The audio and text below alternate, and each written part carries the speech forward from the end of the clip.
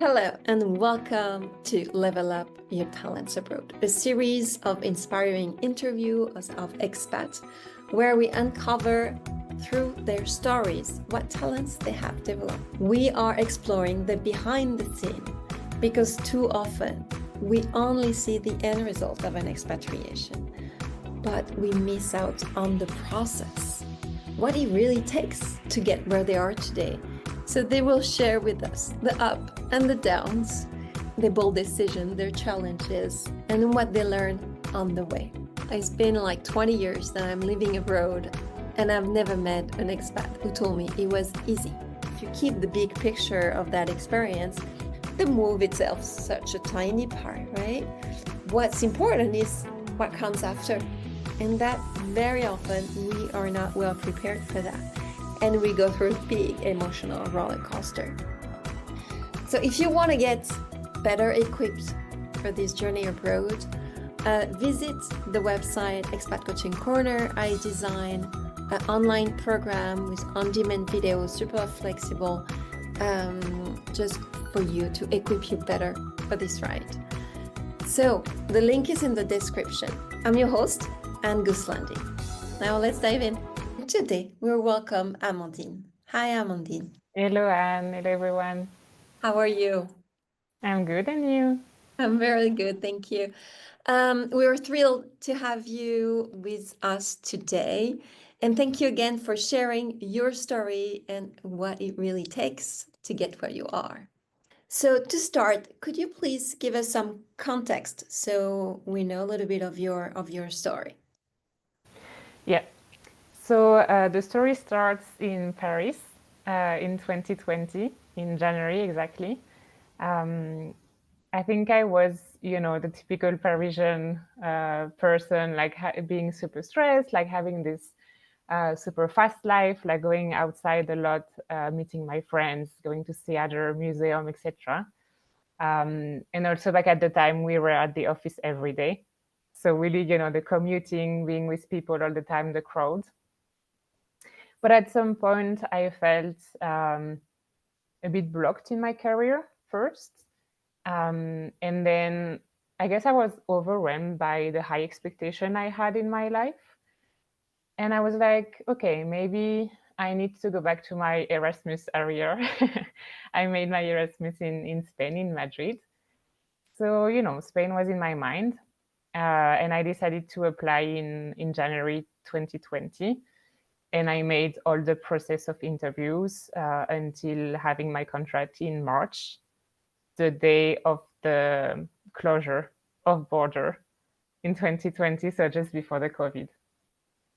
Yeah, that's Yeah. something. Like Mm, you were planning everything like perfectly to move to Spain, exactly. and And then then suddenly, yeah. COVID arrived and then it shut down. So I'm wondering like how did you so you have everything in place and but now you have to make a decision, a bold decision, like what do you do? What happened in your mind at that time? Yeah. So, I mean, it's a difficult decision, of course. It's not easy to say that you will just, leave your family, your friend, your comfort zone. But I guess I needed that. Like, I needed to remove everything, like say, okay, I just quit everything from the table and start from scratch, kind of. Um, but it was still step by step because I decided to apply. And then I felt comfortable during the interview. I felt comfortable with people. Also, it was within the same company I have.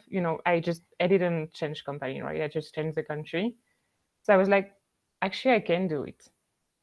So it Yeah. was baby step, like try, interview, getting some knowledge, talk to people, and then, okay, actually, I can do it. So you felt very confident about that move with your company. I think I felt confident because I was prepared, Okay. which is maybe a key. If I Mm-hmm. had a message to pass, I think preparation is important. Um, just to know where you will land. So knowing a bit, I had some calls even about social insurance in Spain. with local people, so with French people who moved in Spain already. I also, before my interview, I was like, oh, I haven't speak Spanish for 3 years. Maybe I should talk to someone in Spanish just in case, before the interview. So yeah, preparation made me feel confident. So I would say yes, but thanks to preparation. Okay, so what you prepare is most of it is what we call the logistic administration. So how does this work? Because before you move as a student, and now you move as like with a working visa and ready to leave couple of years, right? Exactly. So it's a different mindset. There is no way back. When you're a student, you come back. But so the mindset is very different. So you prepared the logistic wisely. You moved at the time of COVID. Okay, I understand that when you make that decision, you didn't know what was coming after, of course. So the question about like when you land, you think you are fully ready because you check all the boxes, but what you were leaving in the first year was very drastically different and very exceptional. We have to say that. So what happened in your mind at that time, like leaving that very specific moment in time? You thought you were prepared for something and then reality hits. Yeah, there is something I feel while living abroad is that I feel that my feelings are more vivid. Like I feel more than before. Because obviously, when I was in France, I knew the system, I knew the language, I had my friends forever, I had my family. But here I'm like exposed to everything, like almost naked, you don't have any protection and you have to learn everything. So, and even in Spain, like first you can say, oh, it's a neighbor country. It's fine, the culture is similar. But And you have actually, been there in the past, right? So it's I've not been there, totally so yeah, I know the city center. But then you come and you say, okay, no, that's not that easy. And every step, which could be normal in France, is actually different in Spain. For example, doctor. Like you come, you have something, but you have to explain. So you have to find your vocabulary. You have to understand what the person is saying, right? So it's like a double exercise, like double fight in a sense. But which was for me super rich because now for every new things in my life I'm like, oh, I can do it because I already have that double constraint, when you face any new situation. Yeah. So what I'm hearing here is like being vulnerable allows you to learn. Exactly. Okay. Interesting. Very interesting. And so what took you by surprise? Okay, you say the doctor, but is there anything else that stands out, like a specific challenge in the workplace or anything? Yes. I mean, when I moved, I was 26, so still young, even in my career. Um, and I'm someone who is really organized. Okay, I know where I like when things are at their place and when it's really structured. But even within the same company, in Spain, they have different processes. So first I had to adapt, like understand how they are doing things, how they approach, bringing still my strengths. Because, maybe my way of thinking and what I learned is, not maybe, it is actually really impactful in the company. But at the same time, taking that, more relaxed approach, like, okay, we have to do that, but we can do that on that way. Maybe we can actually collaborate better, and just doing things differently, which is linked to culture. So it took me, a bit out of guard because I was like, oh, it's an American company, so maybe we just apply the same process. But it was not the case because local was important. Okay, yeah. The way it works in one country might not be exactly the same because of the culture. The company Exactly. culture can be Yes. very different. On the flip side, what was the nice surprise you had? People. Yeah, I guess maybe a lot of people will answer that, but there is a huge chance of sensory of community in Spain, at least in Madrid, because I live here, so I can talk about that. But people are open, people smile at you in the streets. Um, what also surprised me is that the street is not just a way to go from a place to another. It's actually a place to stay and to meet each other, you know? And yeah, when you go outside, you just have people everywhere at day, at night, just, you know, being with friends, chilling, even old people. So yeah, that sense of friendship, community, being together was really, really pleasant. So it's been 5 years now that you moved to Madrid. How much do you feel settled? I would say, I mean, my goal since the beginning was to be integrated. So really feel that Spanish type. So I made everything to actually reach that statement. Um, so obviously, you know, if we go back to the context, it was COVID 1 week before for the anecdote. I was like, I'm going to Madrid and I don't know anyone. Maybe I should do something because I was like, So I decided before going to go already to Facebook and some communities, even 𝗂'𝘃𝗃 alumni, to search people who are settled in Madrid and say, hey, do you want to have a drink? Like, should we meet or language exchange? Or, you know, already trying to plant seeds before going. So then when I came here, I already had some contacts. And then it's an everyday work, let's say, you know, like entering in community, meet people, saying yes to invitation, going back to the office, trying to, you know, to say, hey, let's have a drink after work. So this is a journey. Maybe, I mean, I think, you know, after 5 years, it's not finished, obviously.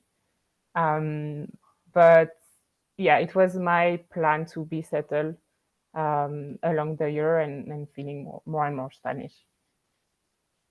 What, so what is, according to what you say right now, what is your definition of feeling settled?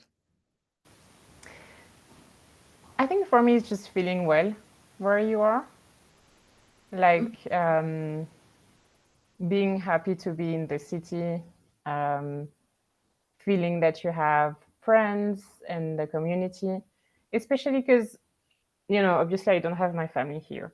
So if I need to see someone, do I have people close enough to feel at home? So once again, it was starting from scratch. So I needed to like create my surrounder, like my community around me. So yeah, feeling settled is feeling great and having a circle around me. Yeah. I don't know if you have a different definition or if it can evolve maybe between countries. Everyone, I believe everyone has his own because it's a feeling. So Mm, everyone has his own definition. If you ask me, for me, with 20 years living abroad, what makes me feel home is actually the people. The mm, people ground me in a country. Otherwise, you feel like a tourist, like, yeah, I'm mm, just going to see this, see that, but you're just not connected to the country. This is the people are grounding you in the country and are a home you can always change, you know? It's yeah. just different. Doesn't a home doesn't ground me. That would be more in the people because that's the experience, the sharing experience makes amazing memories, and that what Mm. makes your stay memorable. Okay. That's my definition. Um, but I'm sure I'd like to ask this question because I truly believe for each of us it's going to be different. So, you were talking about, we touched a little bit on when you start working in this company, you felt different cultures, different way of doing things, different way of working. And also in the daily life, you like the fact that people are in the street connecting and it's a real place to live. What soft skills you had to develop in order to adapt better to this new environment? You mean at work precisely or in At general? work and in your daily life. I think at work, I had to put myself in a position of watching before acting, which is actually a strange now because I changed job recently, and obviously when you change job, you're new, so you have to learn. So I knew how to observe, see what people were doing, see what could work, and then act. So it was really important at the beginning in Spain because I will see it was a new role, new people, new language, new way of working, as I said. So take a step back, observe, and then adapt. And then in my real life, well, in my normal life, In your personal life? exactly, in my personal life, I think the soft skill, which was the most important for me, was to go out of my comfort zone. Because in the past, and maybe it's also linked to age, right? I was more quiet. I was more, okay, I'm going to do my job, but I don't want to have a lot of exposure. But actually, when you're abroad and you don't know anyone, you have to go out. You have to take that step forward. So it was a kind of challenge even for me to grow my comfort zone like every day. So it started with just talking to people in a store. Like maybe I'm gonna ask if they are okay today, or if they have a new product, maybe, or just that small talk. And then like being bold and say, okay. I remember when I started to go to the office, we still had like glass doors at the restaurant between people. So I was eating with a friend with that glass door, like in prison, So we were eating with that in front, and I had to understand Spanish, with the noise around, Oh my and God, then that that's glass doors. complicated. But I was like, no, I'm gonna go every Thursday to have that and to try to connect with him, try to improve my Spanish, and just have that new challenge ticked in a sense. So it's, I think you don't realize when you're abroad, but you're developing a lot of skills. Adaptation, creativity, even sometimes, because when you don't have the vocabulary, you have to describe, right? So you have to adapt and find a lot of new tricks to be understood and just enjoying at the end. Yeah, and I imagine like this conversation through that glass, that was really, well, yeah, you had to guess what he was. You couldn't hear properly, right? So you had No. to guess a lot. So I bet you were like watching every also body language and everything. So Yes. you really, you really like listen to the person, like be very present. I Yeah. think it was, yeah, interesting. Fortunately, it was a one-to-one, because in group it would have been awful. Complicated, Mm. definitely. Looking back on your experience, is there anything you would have done differently? No, I don't think so, because for me, it's a learning journey. Like, obviously, I could have done things differently, or maybe coming a year after, or, being more prepared, or language, or technical aspects. But at the end, everything that you do is something that you learn. Every failure is actually learning. So, I mean, I was, as I said at the beginning, I was preparing myself. So I didn't come without any knowledge. So I think, yeah, I did what I had to do, and then just learning in the everyday life. So how do those learnings influence your decision today? I think I dare more doing things. So I was talking about my new job as a global role. I think I would have not apply if I were in a different context, because when you think about global, it's like, oh, I have to speak English and I have to talk to maybe more influent people, and maybe I would have said no, I'm gonna wait a bit, like to be, I don't know, 40 or something. But no, now I know that I can handle it. I can handle the language. I can handle, as I said, meeting new people, stay quiet and observe, adapt. I have my opinion, but I can at the same time listen to others, because when you're abroad, you are with people who are not like you in a sense. Like, you're with people with a different background, a different way of looking at things, like apprehend. So it's not like I'm not narrow-minded with just my way of thinking, because I know that other people can have a different vision. So I can actually, like, take their opinion or exchange and having that cultural mix. So yeah, I'm more open-minded and I'm more bold. Nice, very nice. So at the end, this being vulnerable allowed you to really develop your talents and go out of your comfort zone and Yeah, really, I think really when you go abroad, you create have to. opportunities. Yes.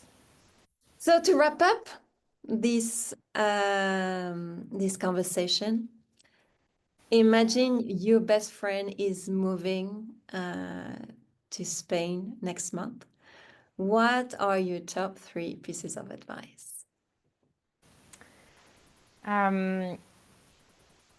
First, I would say